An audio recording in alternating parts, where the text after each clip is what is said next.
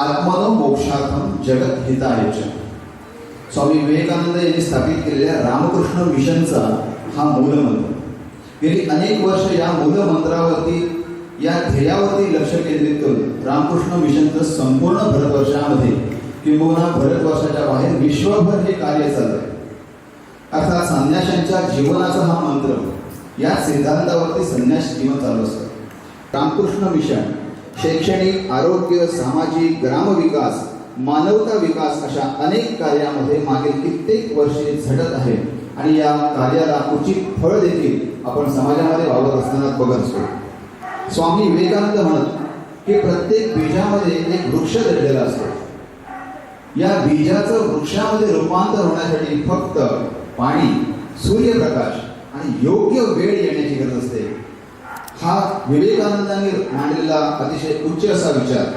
आणि अर्थात स्वामी विवेकानंद असतील, रामकृष्ण परमहंस असतील, कारण आपण आज सर्वजण एका अशा विशेष प्रयोजनासाठी या ठिकाणी एकत्र जमलो. रामकृष्ण तपोवनामध्ये, रामकृष्ण कुटीमध्ये आपण अशा एका साधकाचं आज स्मरण करणार आहोत, जी व्यक्ती तुम्हा आम्हा सर्वांसाठीच कौटुंबिक, सामाजिक, आध्यात्मिक भान राखून निर्माणों के पावन युग में हम चरित्र निर्माण ना भूले, स्वार्थ साधना की आंधी में समाज कल्याण ना भूले, या काव्यातील शब्दांप्रमाणे वागली जगली. मी पुन्हा स्मरण करतो आहे स्वर्गवासी उमाजी देसाई अर्थात दादांचं. आणि या विशिष्ट प्रयोजनानिमित्ताने आज या ठिकाणी आम्हाला अतिशय उच्च असे योग चांगले आहेत. मान्यवर म्हणून लाभलेले आहेत परमपूजनीय आर्यानंद महाराज, रामकृष्ण मठ गोवाचे अध्यक्ष आहेत.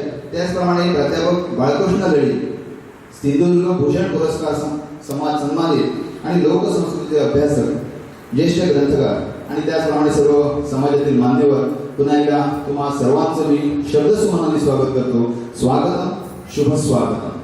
यानंतर आपण आजच्या ज्या कार्यक्रमासाठी एकत्र जमलोत, या पुस्तक प्रकाशनाचा कार्यक्रम आपण जर बघाल तर या ठिकाणी जशी पोथी असते या स्वरूपामध्ये या ठिकाणी आम्ही ही पुस्तकं ठेवलेली आहेत. रामकृष्ण मिशनचा उद्देश मानवता, समाज घडवणं आहे. त्या दृष्टीनं आध्यात्मिक अधिकारी या ठिकाणी आहेत. साहित्यामधून समाज घडवणं या दृष्टीनं साहित्य अधिकारी या ठिकाणी आहेत.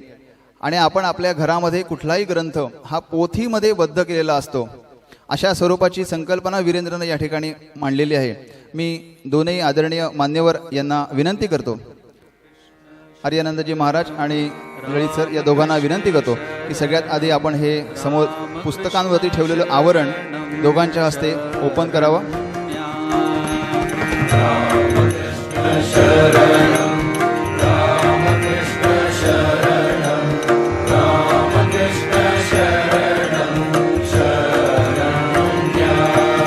जय रामकृष्ण शरणं रामकृष्ण शरणं रामकृष्ण शरणं शरण्या.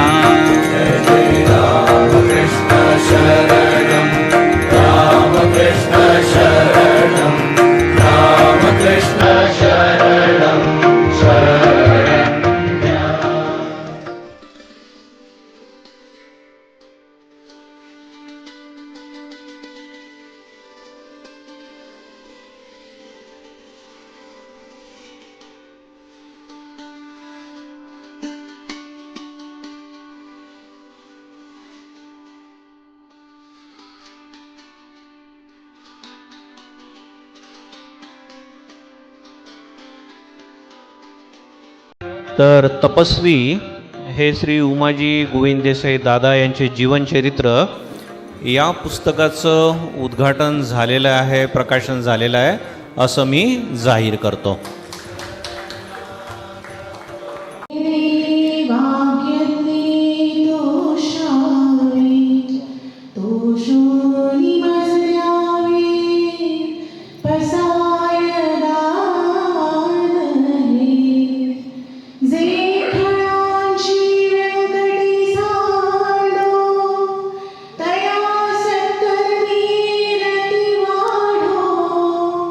भूता परस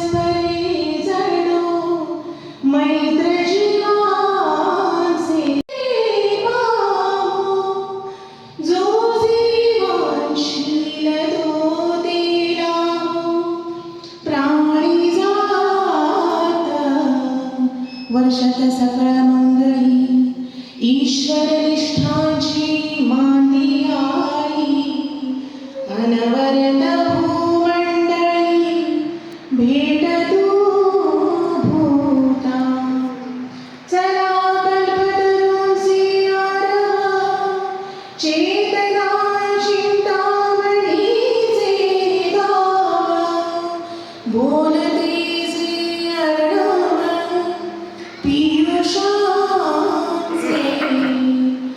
चंद्रमेजे लांछन मार्तंडचे तापहीन ते सर्वांगी सदा सज्जन सोय रे हो परिवारावरती ऋणानुबंध असलेल्या तुम्हा सर्वांच्या साक्षीनं या ठिकाणी संपन्न झाला असं मी आयोजकांच्या वतीनं जाहीर करतो. एक सगळ्यात शेवटचं निवेदन, प्रेमाचा मार्ग हा पोटातून जातो असं म्हणतात. आयोजकांच्या तर्फे चहा आणि अल्पोपहार याची व्यवस्था या ठिकाणी केलेली आहे. सर्वांना विनंती आहे की त्यांनी चहा अल्पोपहार घेऊनच या ठिकाणून बाहेर पडावं.